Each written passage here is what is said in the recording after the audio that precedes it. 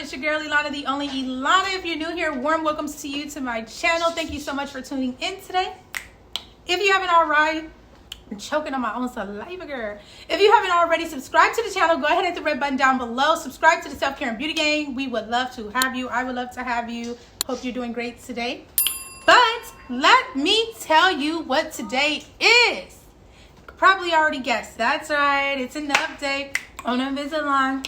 It's an update on Invisalign. It's an update on an A.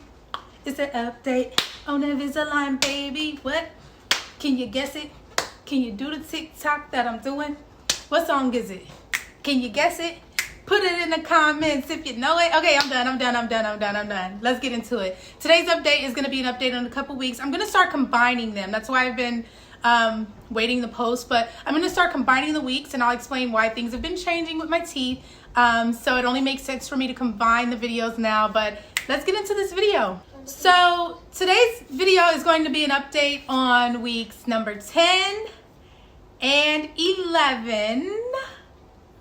Last video I did an update combining weeks 8 and 9, but this week I'm going to do an update on weeks 10 and 11. So if you're interested in seeing what happened in those 2 weeks, I have some really cool information to share. Keep on watching. Let's go. All right, guys. So week 10, I did have my follow-up appointment. Remember when I got my first set of trays, I had up to 10 weeks of supply. I'm going to remind you that my plan is supposed to last for up to 17 weeks, but it can be extended if I am not at the results that I want by the end of the 17 weeks. Anywho, at 10 weeks, I had a follow-up, okay? So I went into the dentist that day, and they did a cleaning, and they created space and all of that, and I got a new set of trays that would get me through the remainder of my plan, which was 7 more weeks. But what actually happened at the dentist? Let's get into that. Okay, guys, so basically at the office that I attend, my dentist office, they sometimes can be very busy. So my doctor, she comes in, she takes very good care of me. She answers any questions that I have at the moment, even though she has a lot of other people to see for the day. But, you know, I could tell she's very patient with me. She really cares about what she's doing. And then there's also her assistants that are really great. But this visit for week 10, I just felt like it went really quickly. I didn't have many questions because things seemed to be going smoothly. But she did mention that I had some plaque buildup. Okay, I had plaque buildup behind my lower bottom teeth. And when I opened my mouth, she went to do the cleaning and everything. That was a part of the process, just to give me a basic cleaning. But she noticed there was plaque. She did share that I had plaque buildup and said that it was probably because I had been wearing the trays. Okay, so I'm like, yeah, okay, yeah, I guess this is to be expected, some plaque buildup. In my mind, I'm thinking totally normal. I'm fine. I'm not the crazy one who just showed up with plaque in her mouth after 10 weeks of wearing Invisalign trays. Okay, it's something to be expected. But she did emphasize to make sure that I got my toothbrush down behind there, which I do. I do that. I brush my teeth thoroughly every day. I'm getting the toothbrush behind there. Perhaps my brush isn't strong enough or powerful enough. Maybe I need to consider an electrical toothbrush. But, you know, just note that if you do have to wear any type of tray in your mouth, if you're looking to straighten your teeth later on down the road at whatever point, if it's Smile Direct, Invisalign, whatever the case may be, don't forget the back areas, because if you can't see it, guess who can? The dentist. They can see it. And it can be a little embarrassing, but you know, you're going to the dentist for that reason, so they can get you right. So I didn't feel bad about that. It's just something that I did think a little bit heavy about, because I'm really big on my smile, hence why I'm even doing this.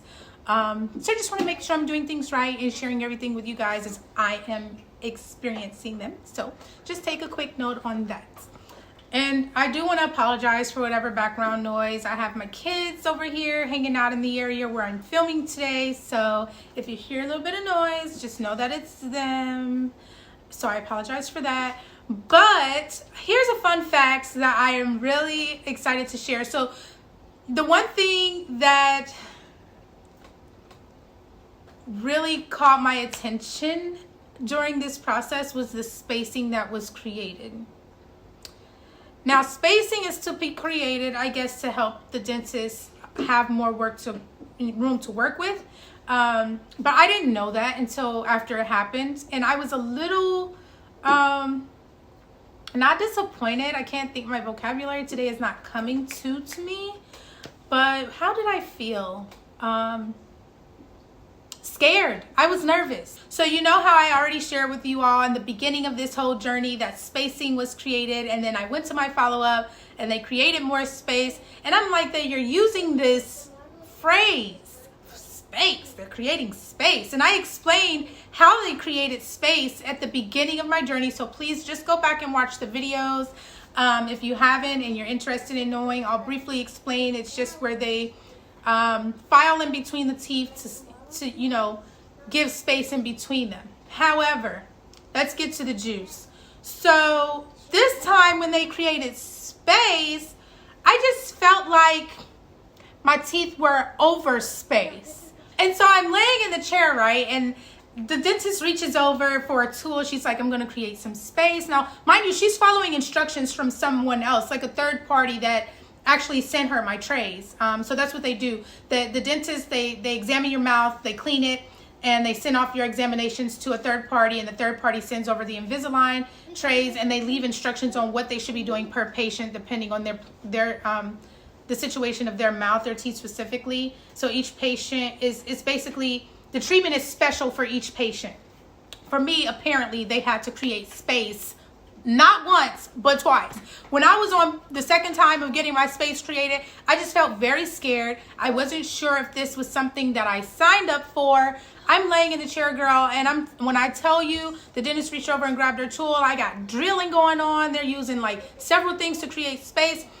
And I'm just there, mouth wide open, can't do anything because they're handling, you know, my teeth. They got sharp tools and drills and stuff that are just a little bit uncomfortable, cause some sensitivity. But I'm laying there and I'm thinking, what kind of space are you creating? The first time it didn't take this long, and this time it seems to be taking quite a while. And I'm like, my teeth have shifted. They're making progress. Why are we creating so much space? Do I absolutely need this done? And these are just all thoughts that went through my mind, right?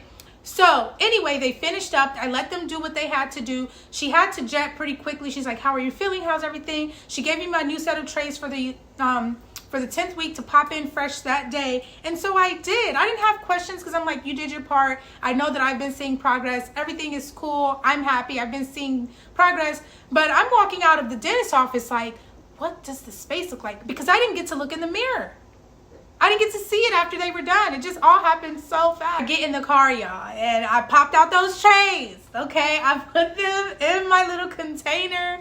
I put those trays away. I let down my mirror, and I looked to see what they'd actually done. Because you know how, like, you can, like, rest your tongue up against your teeth, and you can feel when there's gaps. And I have never had a gap in my life, so I just knew when I could feel my tongue go in between my teeth not too much, but like when you can feel something different, I just felt like, this is a problem. Dun, dun, dun. Too much space. Why does my mouth look like a piano? My mouth looked like a piano. I'm not even kidding. I'm going to put a picture up so you guys can see, but my mouth looked like a piano, and I was scared. I thought that my mouth was ruined. I thought they had done too much and taken things a little too far and got beside themselves. So I get home, and I don't say nothing. I'm just like, yeah, the follow-up. And Babe's like, how was your doctor's appointment, your dentist? I'm like, it's good. I'm not talking too much at this point because I feel a little insecure again. Like, my mouth doesn't look good anymore. And you know, I've been sharing videos with you guys, posting you guys pictures of the befores and the present tense and the afters so far, and just like keeping you up to date, and you will have been seeing me make progress. But when we hit week 10, honey, I thought we was moving in reverse. And I said, how in the world is this going to be fixed in the next 7 weeks, as much space as they gave me? Okay, and I was just scared, but I decided I need to look this up. So later, when I got settled, I looked it up. I went straight to Google and I said, what is creating space when you're getting Invisalign treatments? What is creating space? So I found out that the phrase that they're using, creating space, is probably just a more understandable phrase for someone like myself, the patient, or yourself. But what it really is interproximal reduction, which is known as IPR. Fun fact, IPR is something most commonly used for patients who are receiving Invisalign. Never heard of it before until, now or at the time. But, it's good that we're learning new things every day. So I just learned and it made me feel more comfortable. Now that you guys know what I went through, I want to show you a little bit about what it actually looks like. Now here I'm introducing you to a video that I found that kind of better shows you what the process of IPR looks like.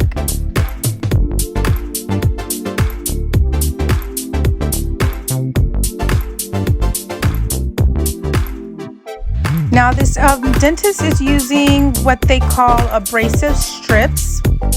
This is the tool that they use to create space, and there are a couple of other tools I learned that can be used, but this is one that I know my dentist used on me, so here's a visual of what I experienced, creating that gap there. And mind you, mine was done on my bottom row, not my top row, just my bottoms. Now they're going in with like a saw type of thing called an abrasive disc. And that tool was used on me as well. And as you can see, the gap got bigger, but no worries. It will be closed by the Invisalign tree or aligners. So yeah, that's just some information that I thought I'd share. I thought it would be useful, so I hope you appreciated that. I know that I learned about more and it helped me understand about what's actually happening, so I feel a little bit better now. Other than that, week 10 was a very uncomfortable week for me.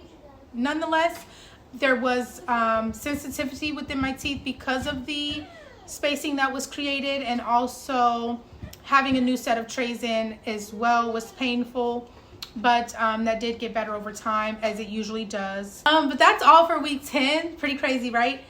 Just gonna jump into week 11. Not much really changed between week 10 and 11. I still had the gaps in between my teeth. Didn't seem like they were going anywhere. The one thing that I am going to share, as always, when I popped in my new set of trays for the week, it did hurt really bad. I felt it. I didn't chew any holes into my trays these past 2 weeks either, so that's good. And then just removing the trays was very painful because they hook on the buttons, which are still intact. I haven't had to have any replaced since my first day. And yeah, that's pretty much it. Honestly, I didn't feel as much pain during week 11, just on the first night and removing them, because it was a fresh set and everything was so, the trays were so tightly placed. But I didn't have any pain really. And actually, I know previous weeks, just to eat food, it would hurt to bite down into food. But week 11, it didn't hurt. So that's a good sign. Yeah. Well, guys, that is all I have for today's video. Hopefully you enjoyed. Hopefully I helped you. If not, you, a friend or family member, please feel free to comment down below. Don't forget to subscribe by hitting that red button and joining the Self-Care and Beauty Gang. I would love, love, love to have you here. I'm pretty sure all the beauties here would also love to have you. And I haven't decided yet whether I wanted to continue to combine the videos or the weeks, if I'm going to do them in pairs or if I'm going to do them week by week. Just considering the changes that are happening now, I haven't noticed much of a change from week to week, but I'm noticing more change within a period of 2 weeks. So I know I'm posting 2 weeks at a time now. I haven't decided if I'm going to continue that throughout the process or break it up, but I'll just do them accordingly as things begin to change. How about that? Yeah, we'll do that. I'll just do them as things begin to change. But again, that's all I have. I hope you enjoyed. Comments are welcome, always welcome. Please comment. I want to engage. I want to talk to you all. I want to hear from you. Talk to me. Let me know what your experiences were, what your thoughts are. Just get in tune. And again, thank you so much for tuning in today and subscribing to the channel. Until next time, ladies and gents, whoever's watching, stay happy, healthy, and always beautiful. Bye.